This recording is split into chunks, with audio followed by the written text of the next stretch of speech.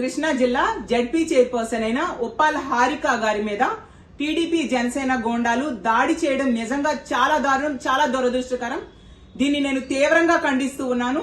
ఒక మహిళా ప్రజాప్రతినిధి, అది ఆ జిల్లాకు ప్రథమ పౌరురాలైన హారిక గారి మీద ఈ విధంగా దాడికి పాల్పడుతూ ఉంటే పోలీసులు చోద్యం చూస్తూ ఉండే పరిస్థితి. అసలు ముఖ్యమంత్రి గారు, డిప్యూటీ సీఎం గారు, ఒక మహిళా హోంమంత్రి గారు ఇంత సంఘటన జరిగితే ఏం చేస్తూ ఉన్నారు? ఎంత దారుణం! ఒక మహిళా ప్రజాప్రతినిధికి, జడ్పీ చైర్పర్సన్ స్థాయిలో ఉన్న మహిళకే ఈ రాష్ట్రంలో రక్షణ లేకపోతే సాధారణ మహిళలకి ఇంకా రక్షణ ఎక్కడ ఉంటుంది? ఎంత దారుణం అంటే, మహిళల మీద ఎవరైనా చేయి వేస్తే తాట తీస్తానన్నారు పవన్ కళ్యాణ్ గారు. పవన్ కళ్యాణ్ గారు ఇప్పుడు ఒక జడ్పీ చైర్పర్సన్ మీదే మీ జనసేన గోండాలు కూడా అందులో ఉన్నారు. దాడికి పాల్పడితే మీరేం చేస్తూ ఉన్నారు? ముఖ్యమంత్రి గారు అన్నారు, మహిళల మీద ఎవరైనా చేయి వేస్తే అదే వాళ్ళకి చివరి రోజు అన్నారు.